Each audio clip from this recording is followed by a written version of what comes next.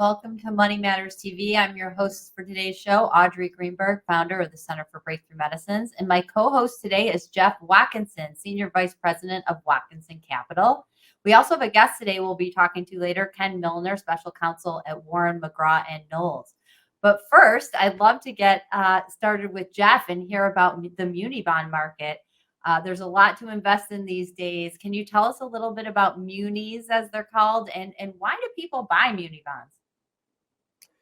Audrey, good afternoon. Thanks for having me on today. It's great to be your co-host. People buy municipal bonds for peace of mind, predictable income, and tax-exempt income. The interest that people receive from municipal bonds, if you're a Pennsylvania resident and you buy a Pennsylvania Turnpike bond, the interest received will be tax exempt from federal, state, and local taxes.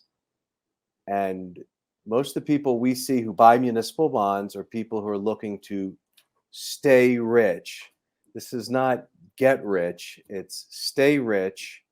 We view municipal bonds as a foundation piece of someone's portfolio. And it's really people who are either de-risking, they might have sold a property, they might have had a liquidity event, they want to invest less in the stock market, or it's people who have money at the bank, in a checking account, in a CD, in a money market, in a coffee can, in their freezer, and they want to earn some tax-exempt interest. Well, that makes sense. So 2022, what a horrible year for investing. I mean, stocks and bonds, both in negative territory, goods and services, inflation at an all-time high. I mean, you couldn't, even if you got a raise, you still lost money just because everything cost more. So muni bonds seem to be pretty safe in this regard. Is that true? Next to treasuries, the second safest thing. And what do you think is going to happen in 23? That's a great question. Let's quickly take a look at 2022. Remember when everyone thought inflation was transitory? Well, the Federal Reserve quickly changed their tune in January of 2022 and started to telegraph that they were going to raise interest rates to bring inflation in. Inflation is horrible. It erodes your purchasing power. And when that happens, people who own municipal bonds read that and then said, oh my gosh, they're going to raise interest rates. I should sell now and hopefully reload later when rates are higher. And we saw huge amounts of selling in the municipal bond market throughout 2022. In fact, by the time we got to August, we had already set a record for annual outflows from municipal bond mutual funds. We hit the record late July, early August. Wow. That's how much selling there was. And then that selling begot more selling as people and their advisors were like, hey, you got these losses. Why don't you book these losses and then invest in something else that's similar? Essentially, let's jump off, sell this bond and then buy a bond with a similar structure, a tax swap. Essentially jump off the white horse and jump on the brown horse. So that selling kind of died down November. Okay. And then in December, the market rallied tremendously. Mm-hmm. And the markets rallied tremendously in January because a real simple, I'll explain in a minute to just go through this, but every year there's about $400 billion in new supply for municipal bonds. But what happens at the end of December? Everybody goes on vacation. It's the holidays. All the public finance desks are closed. So there's no new supply the last 3 weeks of December. And then it takes a couple of weeks for things to warm up in the new year. And on January 1st, there's billions of dollars of bonds maturing, needing a new home. And there's billions of dollars of coupons being paid that need a new home. So there's no supply. That money needs to go into the secondary market, which drives prices up, yields down. That's where we are today. Interesting. So it sounds like it's a no-brainer. What mistakes can people make if it's so easy to potentially, make money? I don't want to time the market. It sounds like it's impossible. So what are the mistakes? Well, when you buy a municipal bond, it's how the story ends when you buy it. It's really, when you're going to get paid interest, how much you're going to get paid interest, and when the bond matures. If you buy an individual bond, there's really not that much to worry about unless you need the money before the maturity. Then the value of that bond is dictated by market forces. So, people have to be careful about the maturity of the bond. They have to be really careful about how they invest. There are pitfalls when you own a mutual fund. I mean, Audrey, if you're in a mutual fund, your capital is at risk to the behavior of the other people in that fund. If they all try to sell like they did in March 2020 when COVID hit and the country was on lockdown and people turned on their TV and said, oh my gosh, there's nobody on the subway in New York City, I better sell that bond. Sometimes the market can't absorb the selling pressure and your capital is at risk. There's fire sale pricing to meet liquidity. I'd be really careful with that. And the other one is reaching for yield. Be really careful when you reach for yield. If you're going to do high yield or non-rated credits, make sure you work with a professional. And employing leverage would be another way to reach for yield. Closed-end funds, a lot of them, closed-end municipal bond funds, a lot of them use leverage up to 40%. They had a bigger monthly distribution than a normal bond. Those closed-end funds got smoked last year, down 25%, some of them. Wow. Now distributions are being cut. And the problem is the majority of the people that own closed-end municipal bond funds with leverage are in retirement or just about to be in retirement. They're depending on these monthly distributions. It's horrible. They're down. We have an advisor and one of his clients work with us. The other brother decided to go with a closed-end fund. It's not pretty. Okay. All right. Well, I know we have a very curious audience out there, and there was an audience question sent in from Dan Young in Philadelphia, and he wants to know, what are some key questions to consider before investing in a bond? And you can even say in a muni bond. That's a good question, Dan. Like I said earlier, when you buy a bond, you know how the story ends upon purchase. So it's really up to you to figure out what's the story going to be.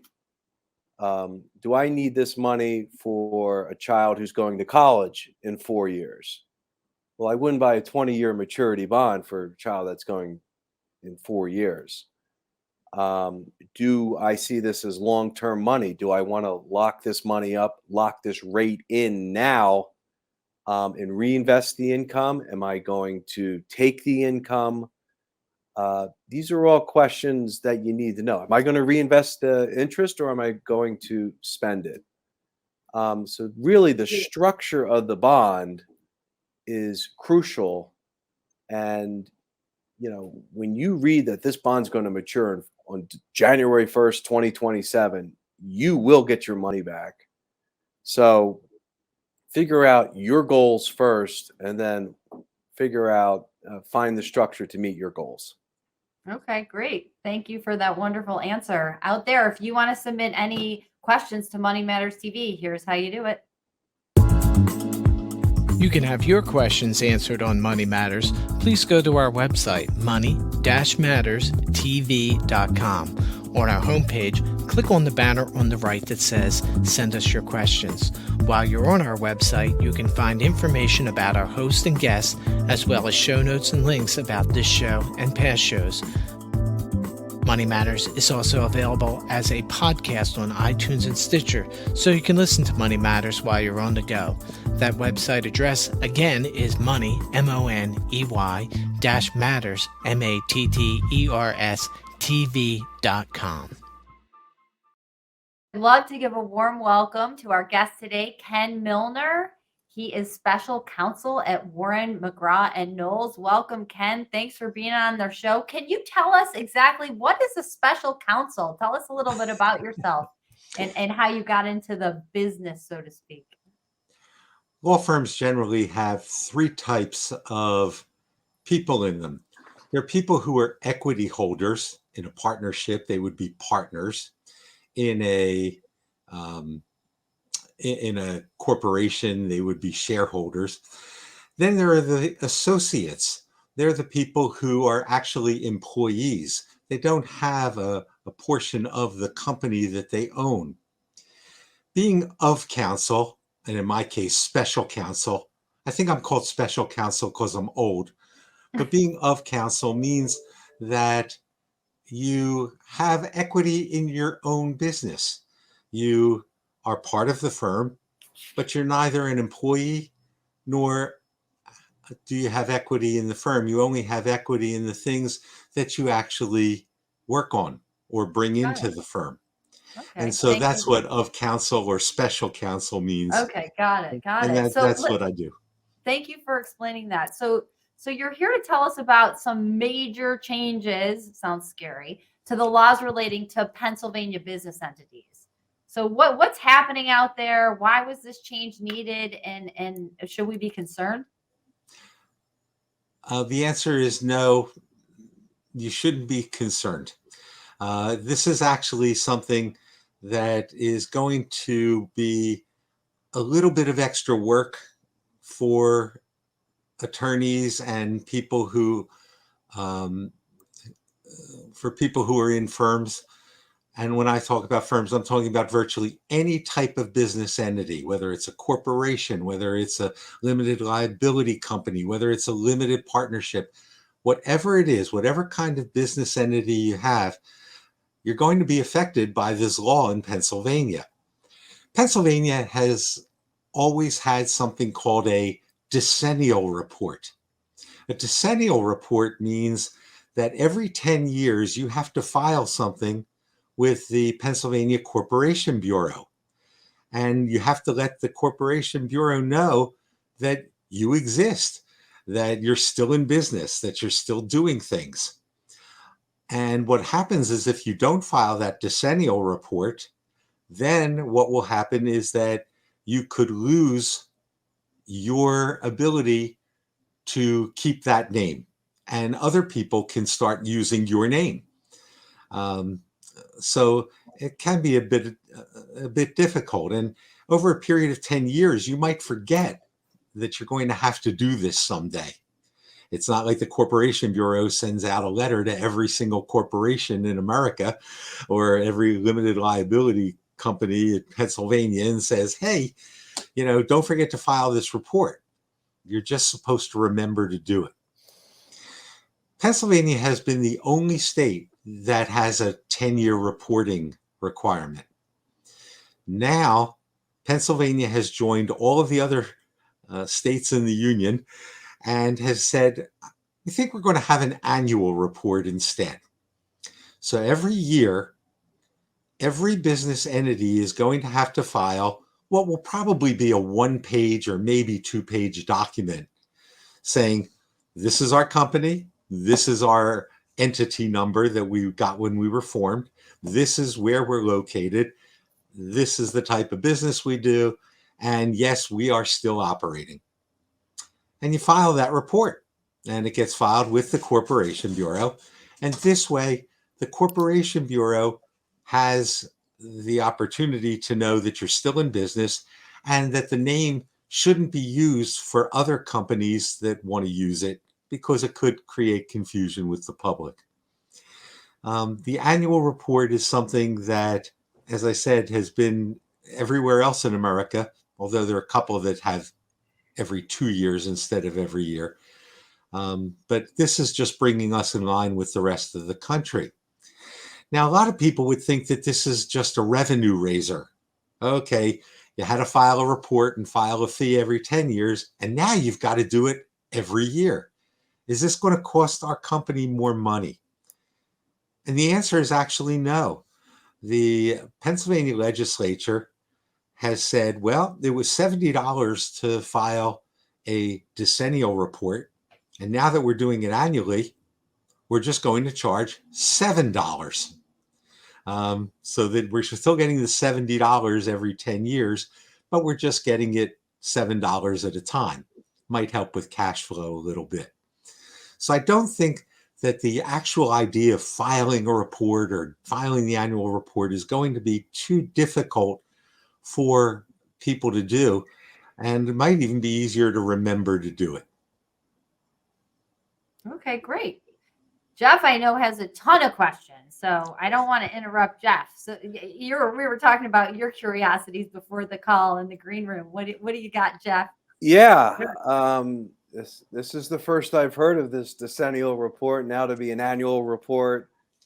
I'm going to definitely bounce this off my business partner. What information exactly has to be provided to the Commonwealth? Okay. It's very basic information. First, there'll be a line for you to put down the exact name of your company. And I know that can trip up a lot of people. Some people call themselves Corp or Inc. or whatever, but when they file their articles of incorporation or their certificates of organization of their LLC, the name actually may have been longer, or it may have been abbreviated or whatever. Make sure that when you file the name, that it is the exact name that you used when you started the company. Otherwise, the filing won't go through, it won't be recognized. So it's very important to do that. Make sure the name is right. Then you have a registered address. That must be a street address. You can't use a post office box. The reason for that is very simple. You can't file suit and serve the complaint on a post office box. You've got to actually find the people or the person or the company that has to be notified that there's a lawsuit. And so you have to have a street address for that company. And that street address is on registration with the Corporation Bureau. The third thing, there will have to be the name of at least one person who is the principal of the company, who actually has a stake in the company. It can't be a secretary. It can't be the attorney for the company. It has to be the actual name of somebody who is an integral part of the company. Mm-hmm. There will be a list of the people who are the officers or the managers of the company. Corporations have officers. They have presidents and vice presidents and secretaries and treasurers and third assistant vice presidents of the Eastern District of Pennsylvania and second assistant treasurers of the Western District. But for most of us that have 1 and 2 and 3 people companies, it might just be one person who does all of these things. The next thing that we'll need will be not just the registered address, but the principal place in which the company operates. The registered address might be the place where people want notices to be sent, but they may have an office somewhere else or a factory somewhere else where the actual business takes place. And so that will be a separate line. You'll have the registered office and then the principal business place. A lot of times they'll be the same, but they don't have to be. And finally, every company that has been registered up to now has been given an entity number. It's usually a 6 or 7 digit number. And when you first filed your papers that formed the company, that number was provided. You have to put that entity number on the on this piece of paper, this annual report. That pretty much does it. There's nothing magic about this. It really is just the opportunity for the Corporation Bureau to be able to cull out companies that have gone out of business and simply haven't told anybody. Okay. So why should a business owner care about this? Is there something we should be concerned about, or are there any liability risks? If I'm a business owner and I now have to put my name on this, are people coming after me? Is this going to be public record? And then, why, I guess the general question is why should people care? What is of interest to most of our viewers here? I think that the reason that people might care, first you have to care to do it, because if you don't do it, then what's going to happen is that your company will not be listed as being a viable entity in Pennsylvania. So you have the chance that the name is going to be released and somebody else might use the name. But the other reason that you should care about it is that if you don't do it, that what the company can do is actually end up putting some sort of penalty on you for filing late. And something that would cost $7 may end up costing you a heck of a lot more. So that can be a problem. And of course, you don't want anything to show that the company's dissolved. What happens if you end up, you want to sell your company, but you haven't been filing your annual reports? Now the person who wants to buy your company looks on the Corporation Bureau and doesn't see your name in good standing. You're going to have a very difficult time doing that. Even if you're advertising, if someone wants to look up and say, gee, who's this company that we've been contacted by?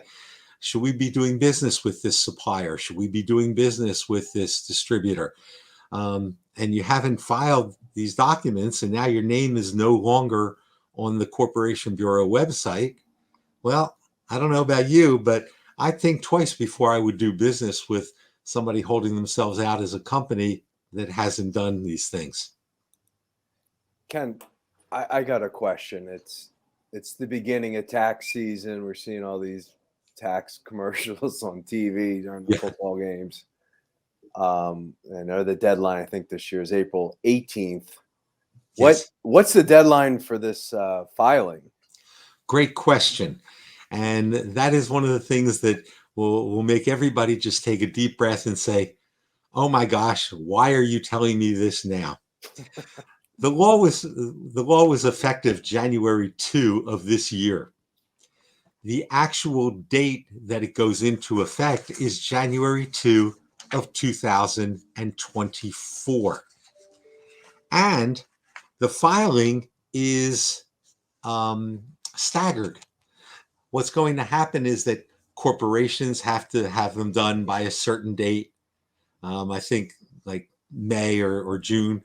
And then the limited liability companies have to have theirs filed a couple of months after that. And then all the other entities are out toward the end of the year, toward October. So the actual filing of this one-page document isn't going to have to take place until sometime a year from now. The hardest thing that I think some people have to remember is that for someone like me, like a business attorney that might have, several dozen, or even some law firms that have several hundred or thousand firms, making sure that they get all of these documents in time. So for some of us, we actually have to start working on this now, or at least update our files and let our clients know that this is coming. So that is what we have to be considering. But the good news is that this doesn't take effect until next year. Okay. And what happens if you don't file? What are the ramifications for ignoring this or not knowing about it? Are there fines, penalties?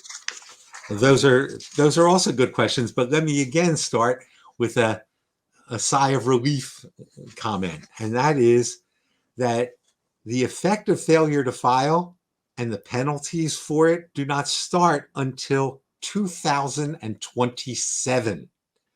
So in other words, you're starting to file and you should have 3 years of stuff going on. But if you haven't filed during those 3 years, it won't be until 2027 that something's going to happen to you. And that is that, again, the Department of State may list your company as administratively dissolved. And then it will cost additional money and time for you to come back in and try and reestablish yourself as a company. In addition, there may be, as I said, certain penalties in terms of additional money that you're going to have to pay in order to reestablish yourself. There will be, some problems if you don't do this. But right now, the critical issue is you're protecting yourself. This isn't a question of it's going to cost you a fortune if you screw up. It's going to be, hey, you could lose your name. You could lose the right to make sure that nobody else is going to be using that name. And that's what's important, is that you're really protecting the company by doing this filing. Interesting. I have another question for you here, Ken. I think you might have mentioned earlier that general partnerships might be excluded from the annual reporting requirement. Do you have any advice on company structure? I mean, would it be a good idea to convert a company from its current entity formation to a general partnership? That's fabulous. A fabulous question. Next question. No, actually, I'm glad you asked it. A lot of people think, oh, wow, I won't have to do this if I'm a general. It's one of the few companies that don't have to worry about filing an annual report is a general partnership. But I can't think of any reason that anybody would ever want to form a general partnership in America. General partnerships have the highest amount of potential liability of virtually any type of business entity. The reason you form a business entity is to make sure that you're protecting yourself from personal liability. And what will happen is that if you go ahead and form a general partnership, what you are doing is you are making yourself personally liable for all of the debts of that partnership. Each partner in a general partnership is individually liable for the totality of the debts of the partnership. So if your partner goes and does something and screws it up, and the company owes millions of dollars and does all sorts of things, each partner is individually liable for that. That's scary. And that's why you don't want to form a general partnership just to protect yourself from a $7 annual fee filing. I think I'll stick with the LLC. Thank you very much. Anyway, it was great to have you as a guest today on the show. Thank you for all your wonderful wisdom and advice. And Jeff, it was great co-hosting with you. I hope we get to do it again soon. Stay tuned next week when our guest on Money Matters will be Zig Parada, CEO of Direct Sync Surgical. Thanks for watching Money Matters TV. See you next time.